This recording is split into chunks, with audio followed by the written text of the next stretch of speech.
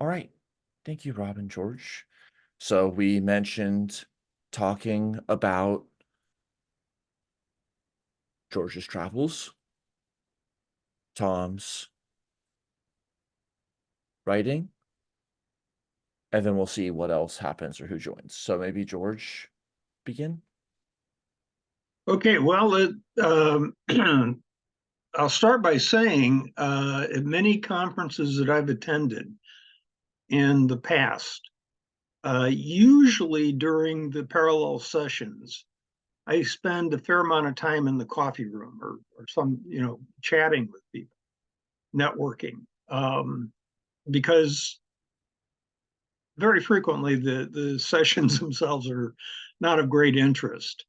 I'm sorry to say, but that's been my experience. This conference, this was the New Sphere at 100, or also called N2, the second conference.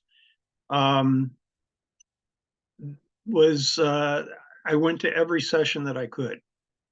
Uh, it was absolutely fascinating. It is a subject that is very close to my heart. I've been writing about for years the idea that the human social system ought to be performing a service, if you will, to the planet Earth. And I've suggested that it could do so by becoming the social system itself to be organized to become the brain of the planet. I'm by no means the first person to think that, but and there were several people at the conference who were talking about that very idea. Uh, what I think I lend to the thing has been the idea of actually coming up with an actual architecture that is based loosely on the way the human brain, and particularly the neocortex, works to construct models of reality as it understands it, and to use those models then for effective interaction with. In this case, we're talking about the management of the planet. Some of the people in the ISSS may remember we had a mini symposium with David Grinspoon, who wrote a book called Earth in Human Hands, in which he outlined a number of things that we could be doing to add to the essentially the homeostasis, if not the autopoiesis of the planet. Um, so we've been discussing, I've discussed it with a number of people in the ISSS, and also I've presented a number of papers in various venues in Russia, where they also have a history of thinking about human beings acting as sort of neurons in networks of information processing that would help the Earth. Most people are familiar with the Gaia hypothesis, which says that the living systems on the Earth have been operating to help regulate the planet to support life. And this is a sort of a homeostatic view of what's going on. And Teilhard de Chardin, in his notion of the new sphere, the sphere of you have the normal geospheres, and then you have the mental sphere that comes about from the evolution of human beings. And that new sphere at present is very active. Obviously, we're changing the geology of the planet in the Anthropocene, but it is very unorganized in terms of doing anything productive and helpful for the Earth. And so the whole thrust now is, how do we find a way to organize ourselves in a way that we actually serve a purpose for the planet? So there are a lot of people there. I met a lot of people that I knew one of the organizers. We also had Terrence Deacon of the symbolic species fame, who was one of the organizers, and so he was present. Well, he was, like I say, an organizer. Um, and he has been somewhat skeptical of the Gaia hypothesis, but actually, in terms, or I'm sorry, not the Gaia hypothesis, the noosphere hypothesis, but in terms of seeing how our symbolic species actually works to communicate and process information, with science being one of the premier examples of where it works well. Um, I think he really is becoming a supporter of this whole idea. So I don't know what else. I guess just if you have any questions. You talk about the conference you went to? Yes. Yeah, it was fascinating. I managed to tune into some of the plenary. Well, they'll be available online through the Human Energy. Right. And I've just been talking to Cliff Jocelyn, who sat next to you. Oh, yes. You know Cliff. Yeah, because the other activity I'm involved in is ASC and cybernetic archives. I'm spending more time at the ASC. Right. It was an incredible, huh? Yeah, go on. It was an incredible coincidence. I sat down at a table. I was way in the back, and I was the only one there. And he had targeted the power supply, which is in the floor. He had to lift a couple of little covers to get to the power supply. So he was plugging into the power supply and sat down next to me. And we got chatting and discovered connections between us. And he was a member of the ISSS and hadn't been very active, and he was ASC and was active there. And so, and then on top of that, so he's a visiting professor at Binghamton. Huh? Binghamton, right?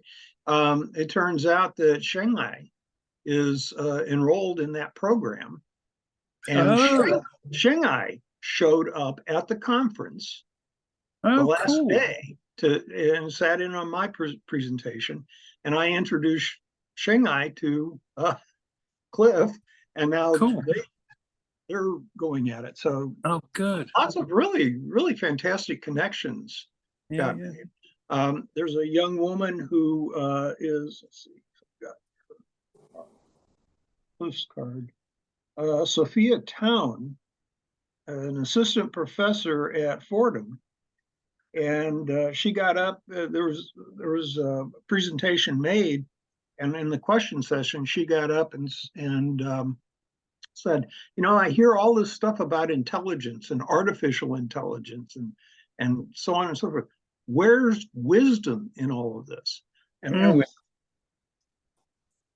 that was just fantastic. So I did make contact with her, but we didn't get a chance to really speak of the idea that, yes, what's been missing in human development. We got lots of intelligence, lots of cleverness, lots of inventiveness, et cetera, but very little in the way of wisdom. Is there? What's behind that? So I don't know. Some of you may know I wrote a book on that subject and related it to the neuroscience, what we know about the frontal cortex, prefrontal cortex. And so anyway, it was just a lot of really, really intriguing connections that I hadn't been expecting, but it paid off to go. I almost didn't go. I almost canceled because of my health issues, but I decided I'd brave it and Well turned out to done. be worth it.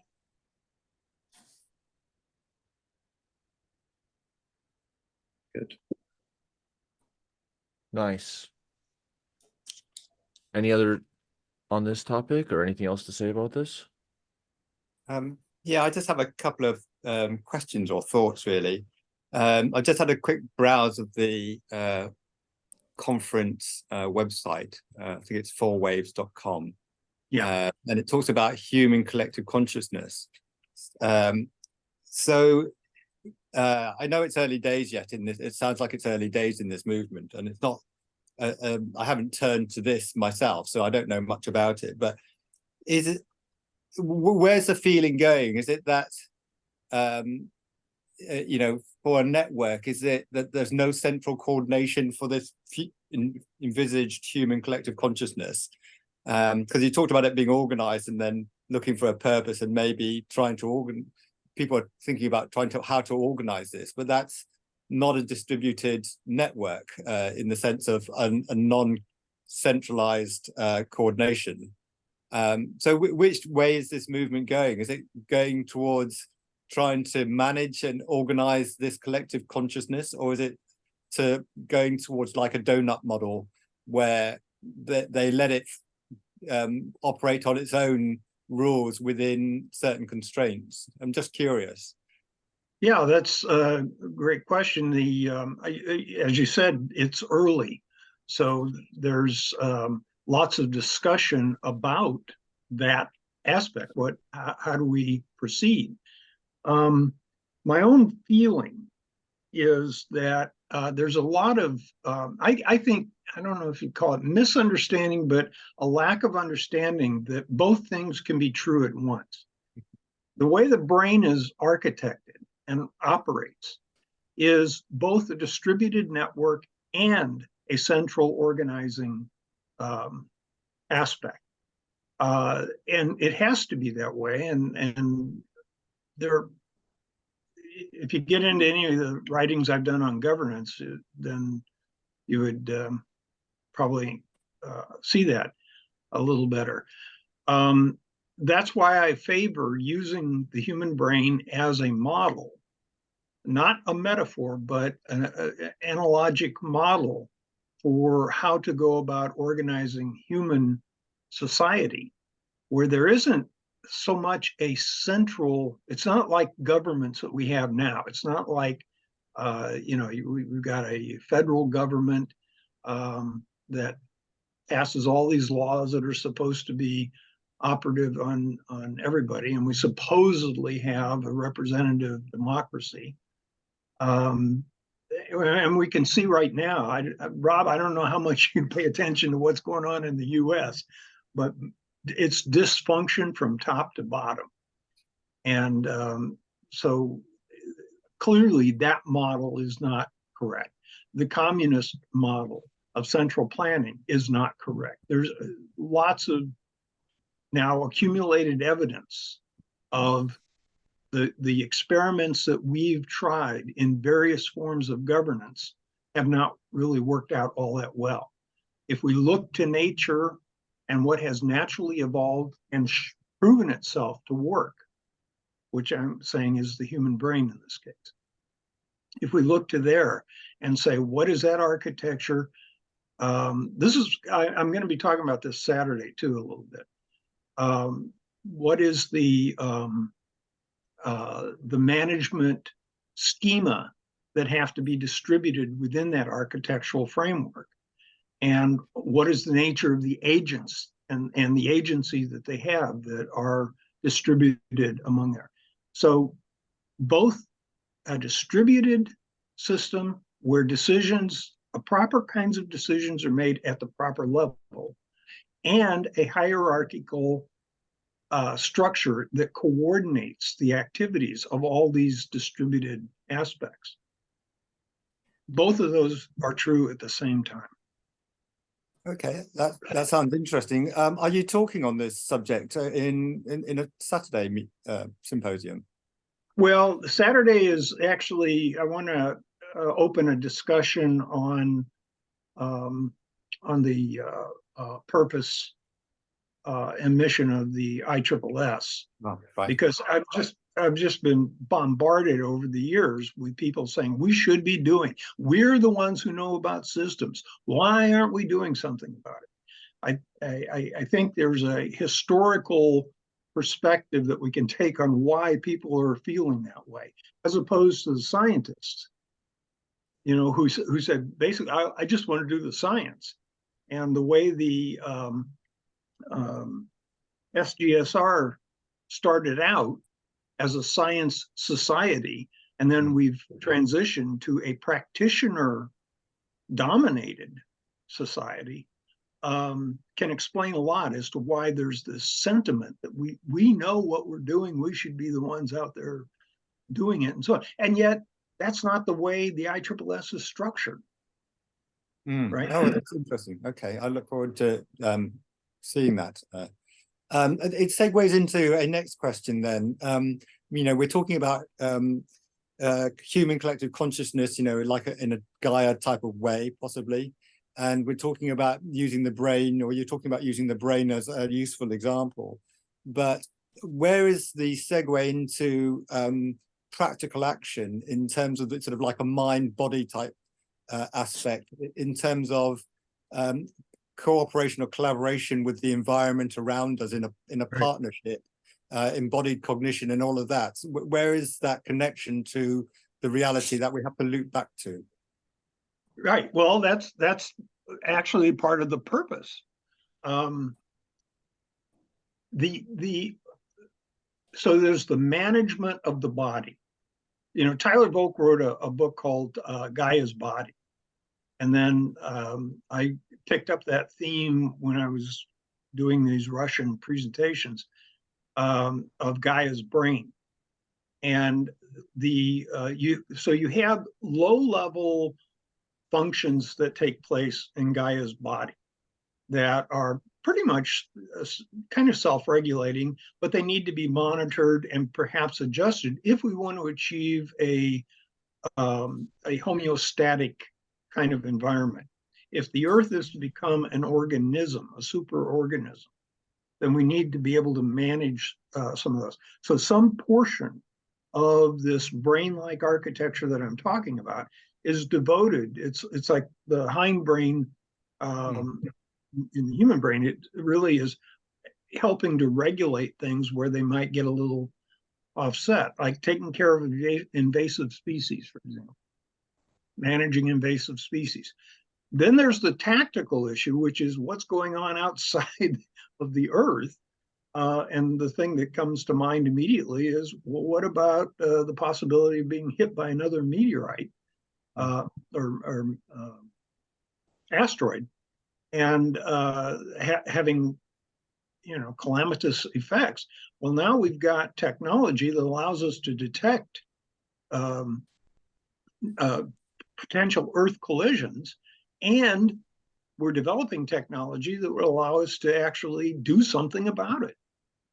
So those are kind of examples of the logistical coordination and the tactical coordination that needs to take place in order to say the Earth is a truly a Gaian planet. Does that help? Yep, helps a lot. Thanks a lot.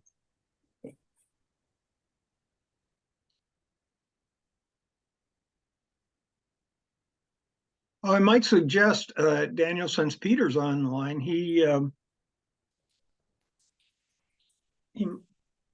think, didn't you sent out an email saying we might talk about what Peter had done with ChatGPT? Oh, I just sent that out. It wasn't intention to talk about it today. It was just to sort of share the fun I'd had. I didn't. Okay. I mean, if it's helpful, the only comment I would add to that is that what I found very amusing was the two pictures that Gali created, which kind of summed up the situation that we're in very well. In my view, is that there were several signs on there that said system science spelt correctly. And then there was an awful lot of signs that were with words that did not make any recognizable words, or there were letters put together in ways that were either misspellings or not recognizable. And then there was sort of a man standing on top of the earth in some representation, possibly of control or influence. And then there was lots of people sitting around on tables with computers trying to think about what else they're trying to think about. So I thought it's kind of interesting. Yeah. Illustration, Well,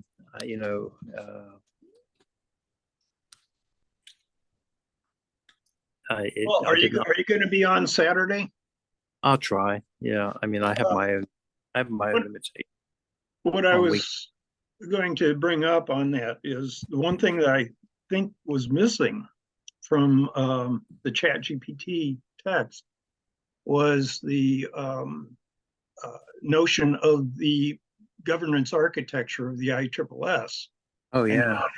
How it is not really suited for the kinds of things that people say they want to do. Well, that's a massive issue, isn't it? And It is. it came up in South Africa, and it's an overriding problem is that there's so many mismatches in terms of the various systems, governance systems included, that there isn't really a good integration of the various systems, subsystems that would enable it to govern itself more appropriately, or even more clearly articulate its purpose. It's deeply frustrating, and it's kind of led me to go off a little bit into the cybernetic world for a moment to spend more time with the American Society of Cybernetics and the British Cybernetics Society, just for the moment. But yeah, well, I'm not quite sure how I'd actually approach governance structures. I might make a stab at it with ChatGPT. That might be an interesting question to explore, is different approaches. And if you've got a reference in your books to the governance pieces you were just talking about, is it in your second book, the governance?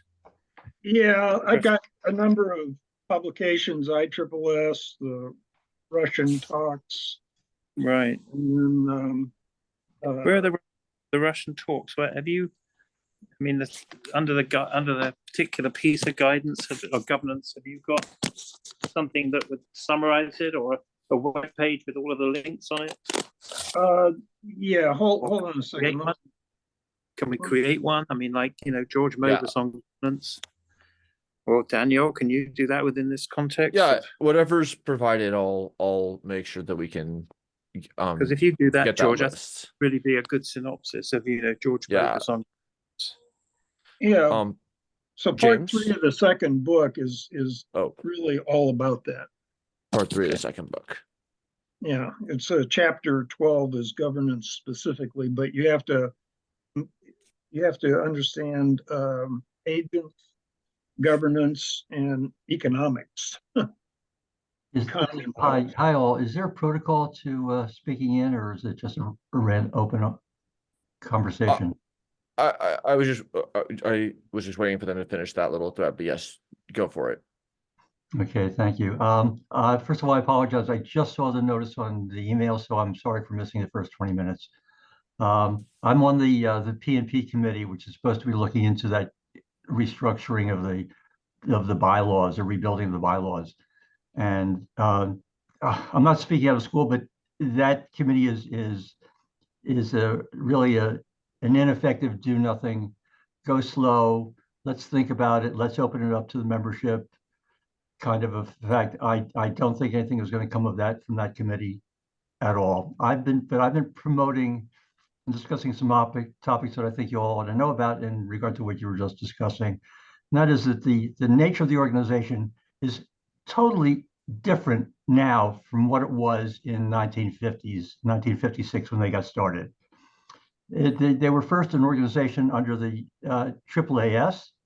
They were connected with after post-World War II, they were connected in an era when everything was total integration. The World War II effort to win against Nazi Germany was this massive integration into the National Defense Research Committee, the Office of Scientific Research, and all sorts of different organizations which brought every bit of intellectual power and prowess from academia to industry to politics to finances, everything coordinated them all together, research, everything.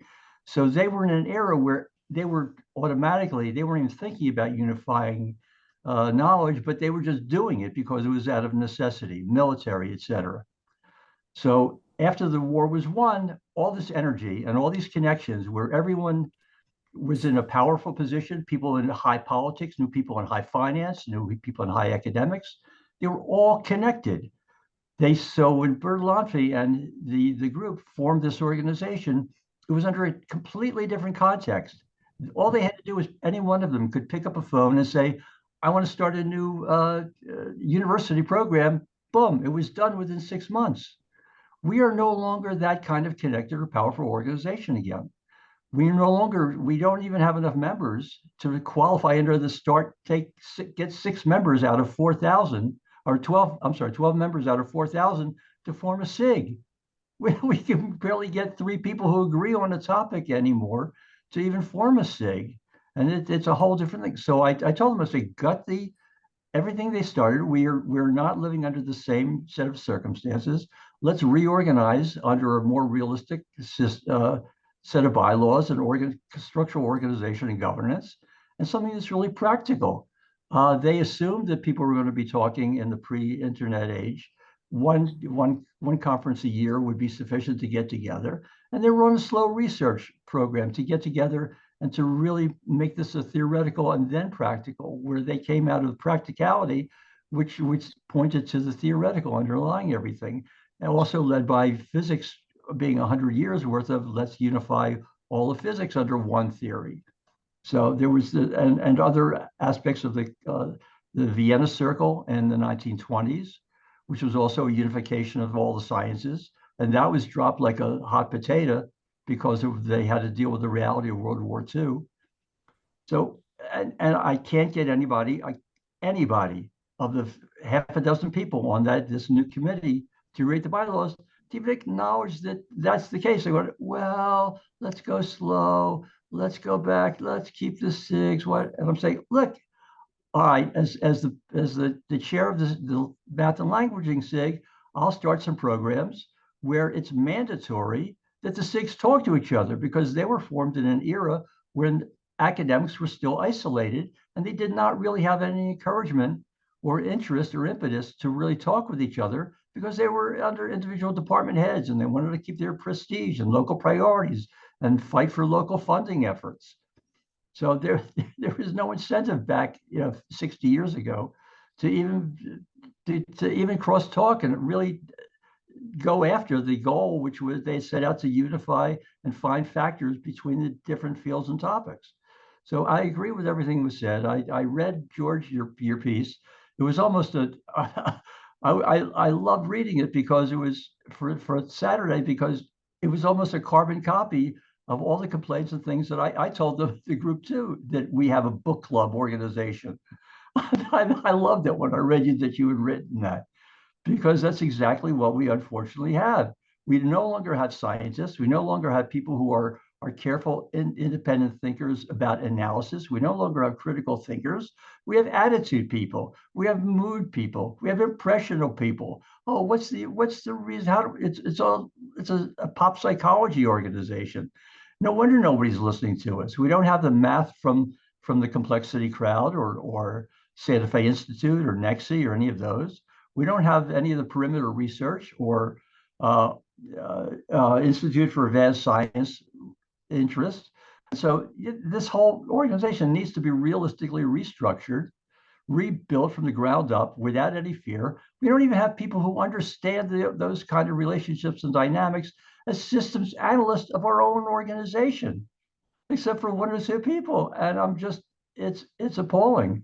I'm speaking with a lot of passion, because it's not like haven't been trying to get this message across, but I've been stymied. I tried to run for to get to talk about these things since 2019. Peter, in his graciousness, we met each other, became friends in 2018 at Corvallis. And I said, I'd like to run for president. He said, okay, I'll put your name in. And I was blackballed by Jennifer Wilby, who has been, whatever she's done wonderful for our organization, she has been a curmudgeon, an old style, hasn't allowed anyone to make any changes in this organization for years. I had the courage to tell her directly when she went into a meltdown and got all her emotional friends together and said, oh, how dare you say that to her? She's been our cornerstone for decades. So back off. So I backed off out of politeness. Yeah, Rob, yeah. I'm answering you on your chat. What I have the 15 minutes there is that we're not of an official organization. It's a simple little thing. I'm going to say we need business cards and a letterhead. I can't even write. I'm a chair of a SIG. I can't even write to any other professional organization or foundation for funding because there's no professional letterhead. We don't have a professional letterhead. Yes, I know we're being recorded, and that's okay. I have nothing which I'm ashamed about saying, Rob. Thank you very much. We just need these basic, simple tools just to even begin presenting and interconnecting with the world. So that's my spiel. Just I wanted to give you a frame of reference for where I am in this thing as I felt I've been fighting alone. I'm so glad that the rest of you are so interested in really accomplishing something. And I'm looking forward to tomorrow's everything you have to say tomorrow with all the reaction, George. I think that's something has to be done really, because otherwise this organization is just it's necrotic. It's dying.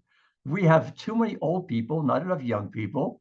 We don't even know how to bring in a younger, interested crowd. We don't have any foundation to give them a benefit of here's a doctorate, or here's a program, or here's something that you'll benefit out of joining ISSS, besides being a nice place to come and talk.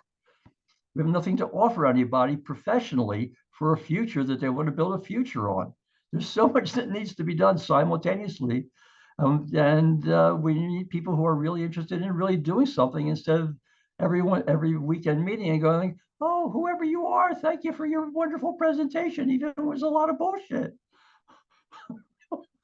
I'm so tired of hearing people praise each other and not doing anything, or really doing critical analysis, because we want to be kind to each other. We don't want to be nice to each other. Oh my God, we're either going to accomplish or not. So thanks for listening to my comments.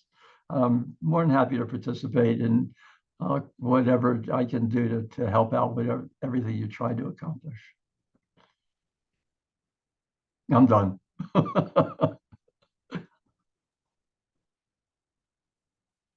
Thanks. It's a pity we've lost Peter. I think he's dropped out of the conversation because I was hoping that he could give an update on a couple of initiatives that are going on in the American Society for Cybernetics, ASC, and him and Paul Pangaro. So I think speaking really not really on their behalf, but just trying to report back from the outside. I think Peter's in charge of the archiving group at the ASC for their materials, in a similar way that the ISSS has been trying to tackle managing its materials. And Paul Pangaro, who's the president of the ASC, has also started a parallel initiative to develop a bibliography around cybernetics, concentrating, I think, initially on books. Peter and Paul Pangaro would be better to sort of represent this. But my point in bringing this up now, I'll just finish off, is that there are a lot of other initiatives out there going on outside of the ISSS. And it's not really only the ISSS that's carrying the flag. I think the people on these groups that are active across a number of groups. And maybe the future of them, of system science and general systems theory, does lie outside at the moment, until the ISSS is ready to join in, or play a part. I've been very active the past 2 years as a member of ASC. I've been very active on their conversation group, and I have been pushing constantly for the last 2 years general systems perspective into cybernetics. And so if I may, I can report a few things there.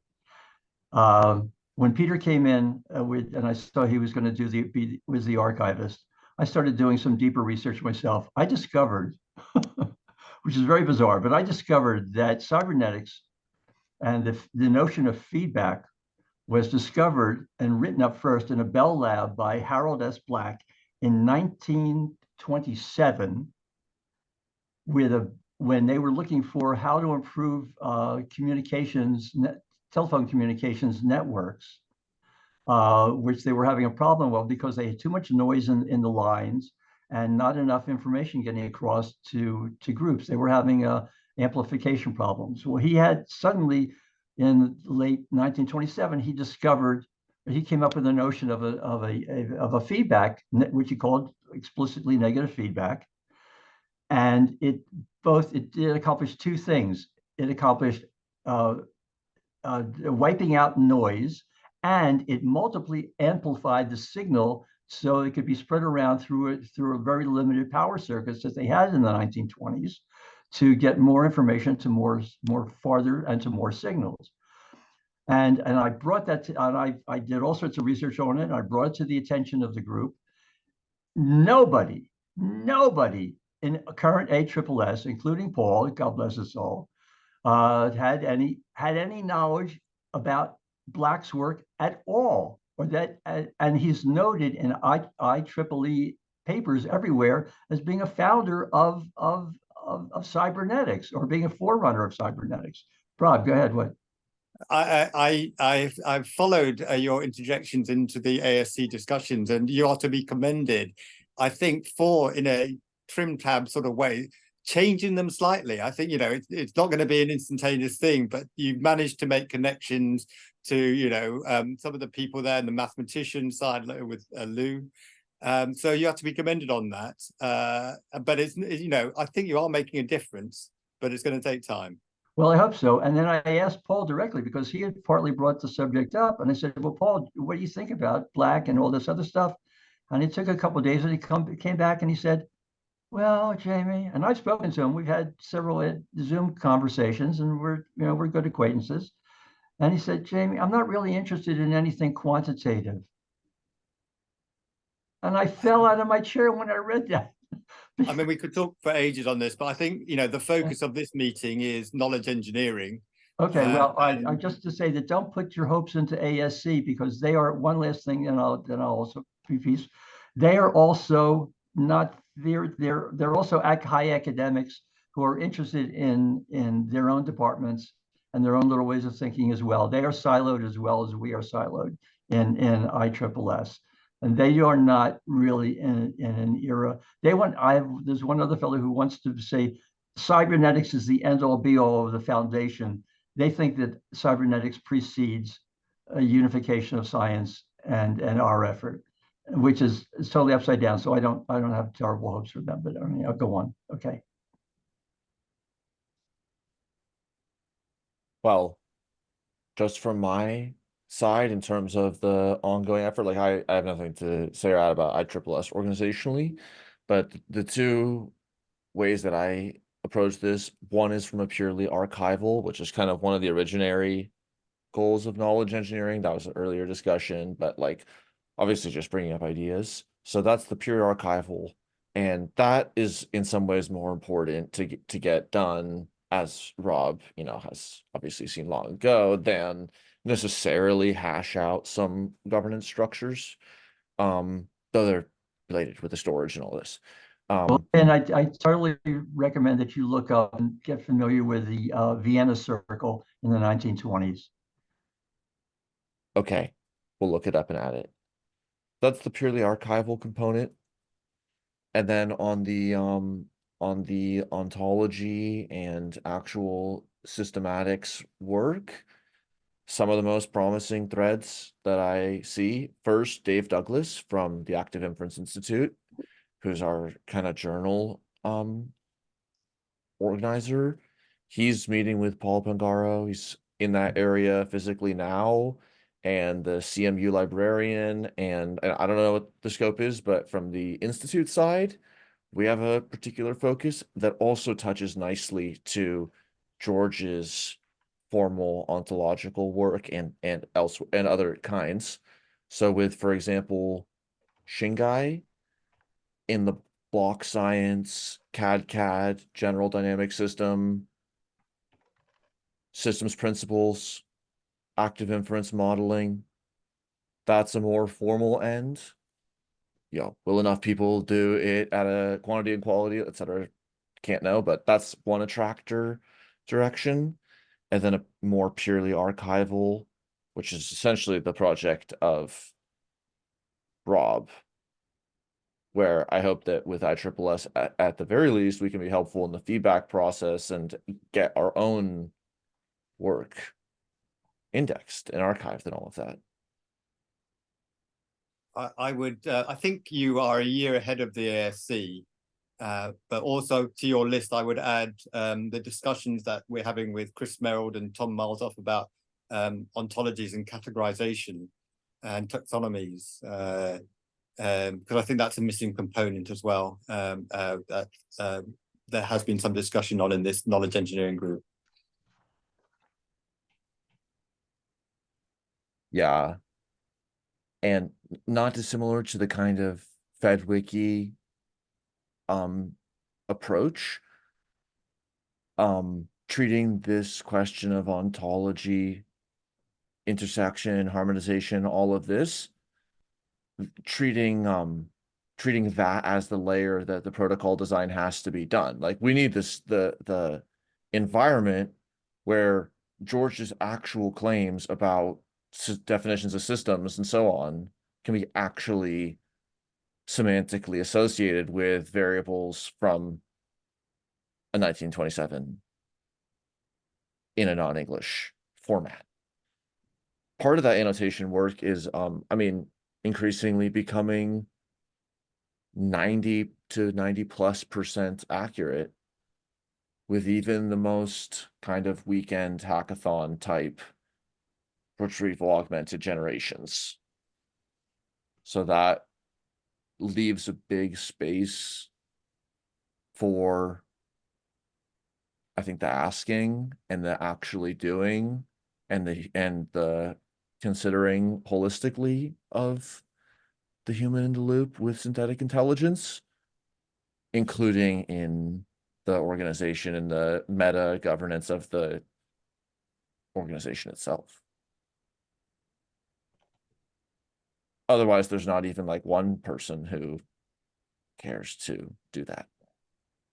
/ the organization cannot provide a scaffold or a niche for that person to stay in that kind of way.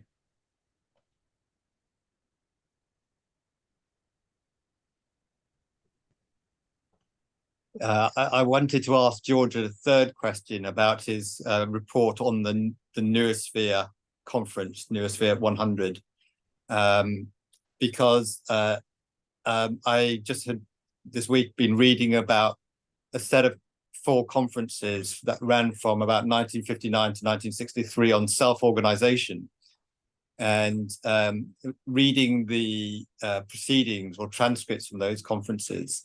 It was funded and organized by the military, American military. And I think their agenda was initially, or a lot of their agenda was about computers self-learning, as you know, earlier artificial intelligence, and learning how to learn. And I suppose that all feeds into sort of military applications about tracking and automated and computer-based systems sort of adapting to their needs and requirements.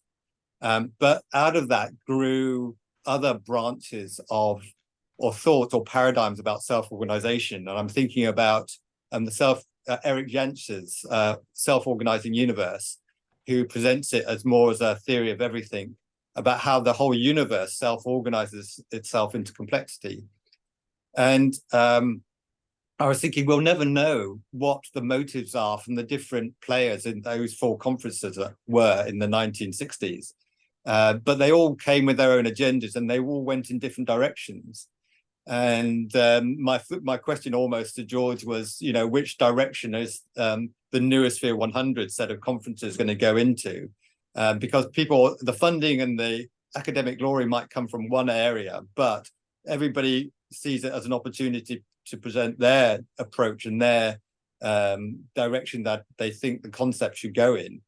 And so my question was really more about who's funding the Neurosphere 100 conferences. Is it think tanks? Is it government? Is it military? Is it ecological groups? Or is it just a grassroots movement? You know, that seems to be much more possible nowadays with modern technology. So, George, if you care to jump in back into the group conversation, I just wondered if you had a thought about that.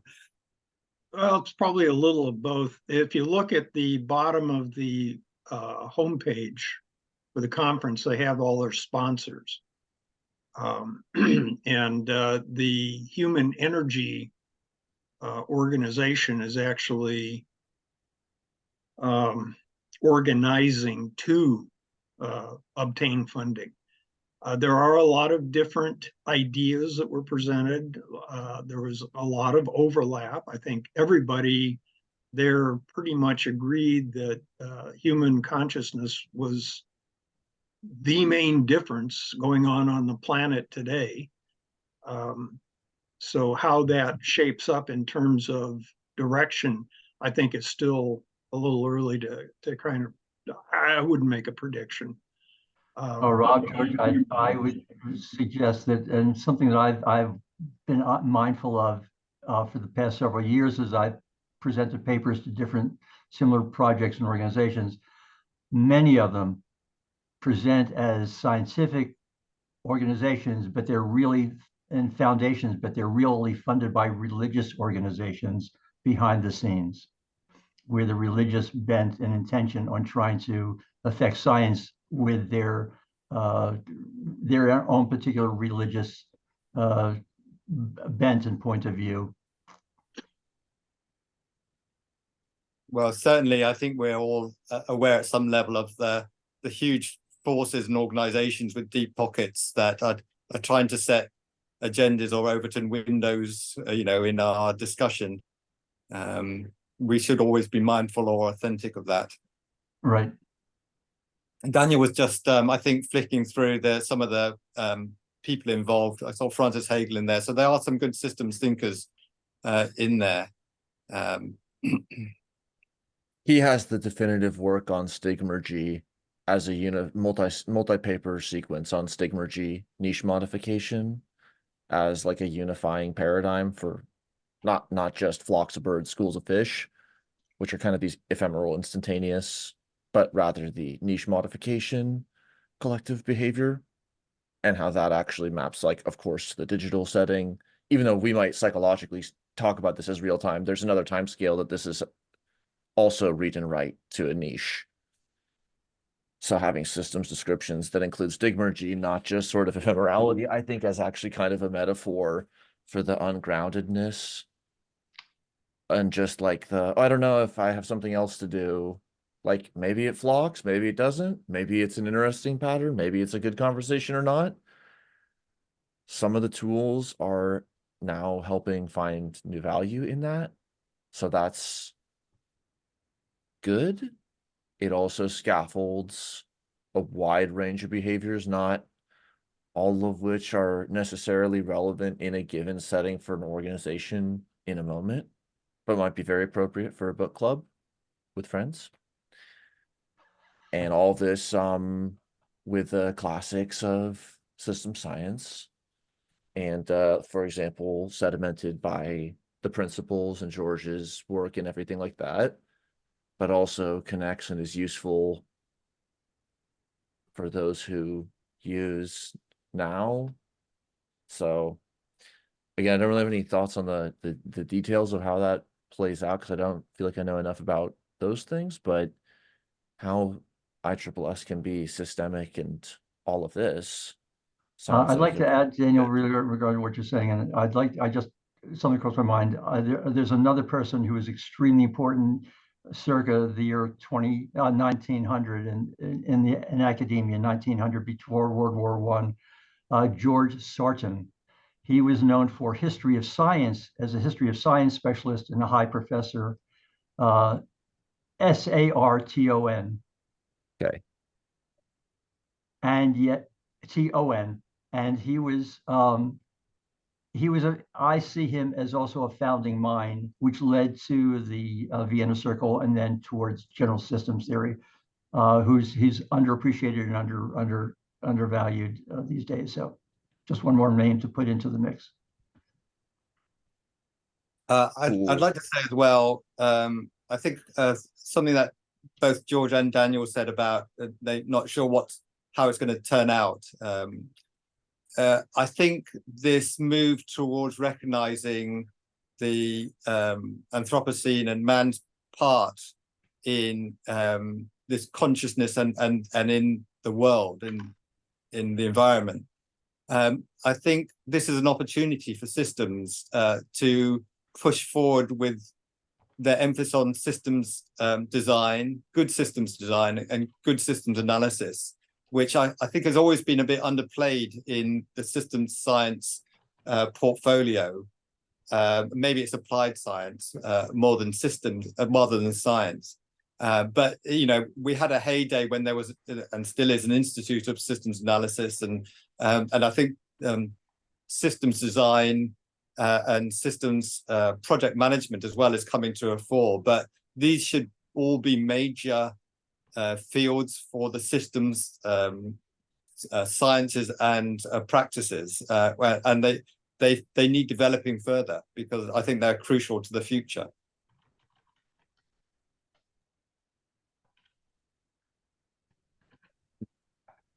I agree with that. Again, just to kind of reflect the splitting of how oh.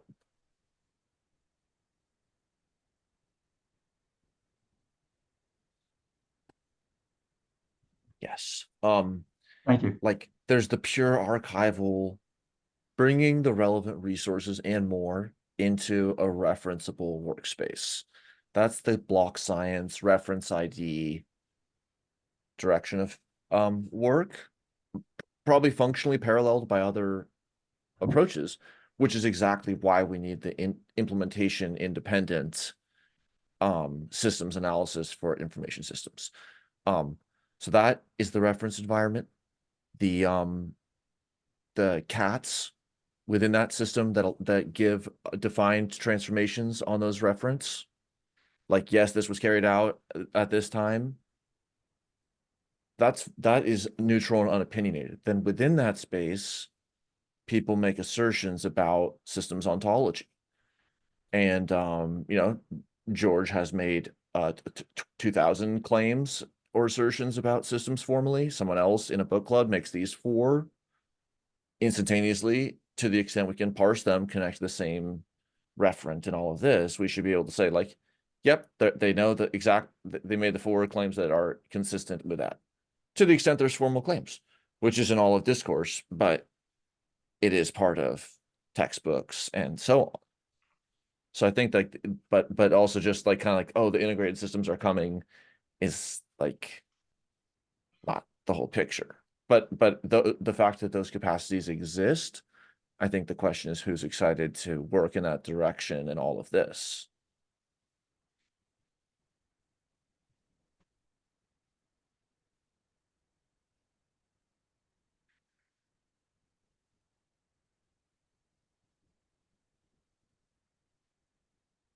Yeah. Any other like thoughts or questions?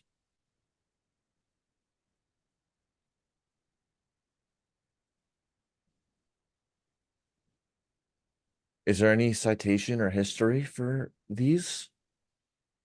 Like, is there a document or page on the ISSS site with history? I'm still digging. I'm still finding there's in communication and information theory, there's 2 other people. One is a Ralph Hartley, Hartley, also from Bell Labs in the 1920s, and also I forget his name at the moment, first name, but it's Nyquist, Nyquist. Oh, Nyquist frequency. Right, I know and that one. who Shannon also co-linked and said that his ideas were built on Nyquist's original work, also from the 1920s, 1930s.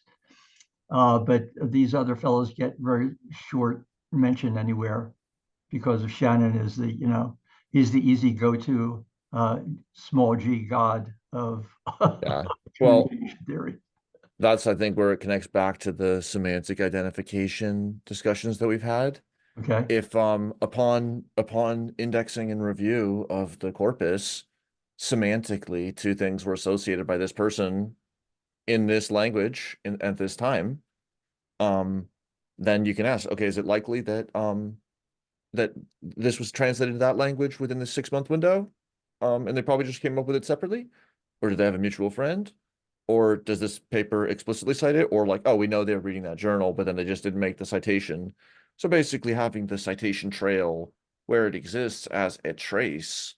I don't know if But there's a citation, but I've read in the corpus of Shannon's pieces where he does refer to these prior researchers, at least in mention. And but I don't know if they were. I didn't look at the.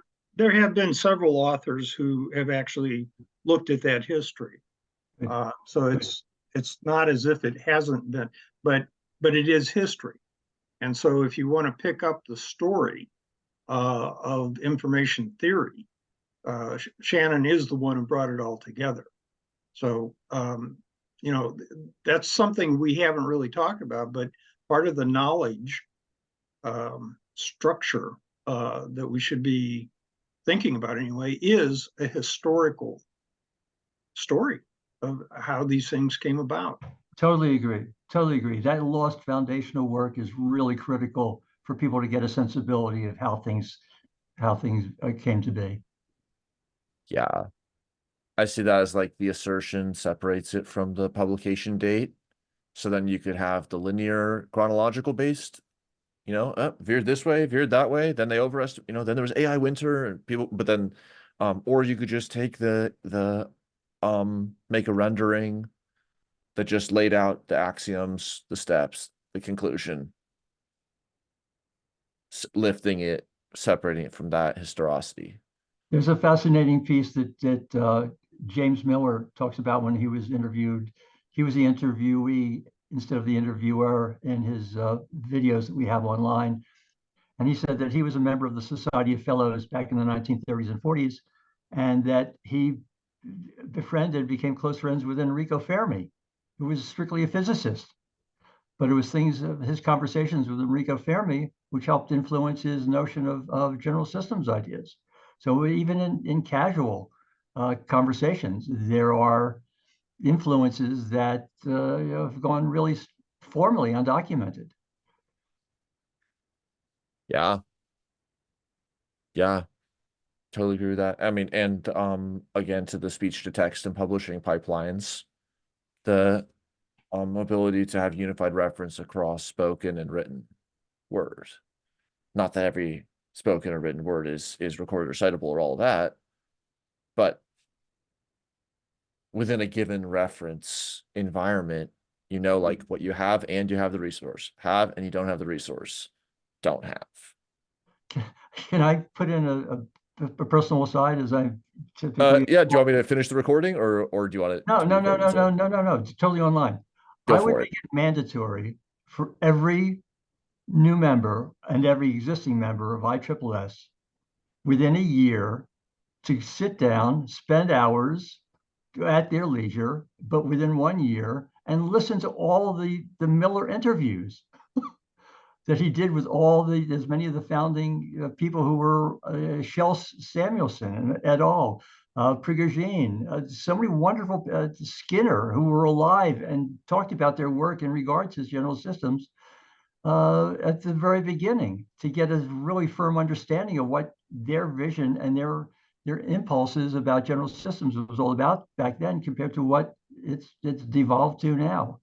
or it's transformed to now. Let me put it into more kinder words. So because that's should be part of, just don't join because they have some current interest, then they think it's related to their field of study.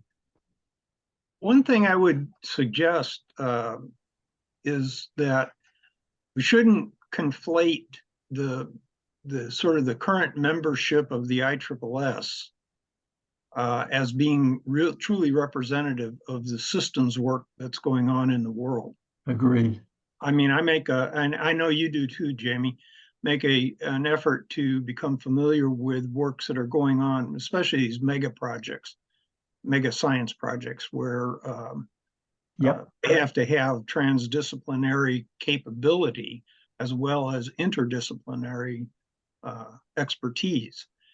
And I just repeatedly, many of them don't talk about systems science as such explicitly, but by golly, they are using systems concepts, and as a result, being successful in the work that they do. Right. So,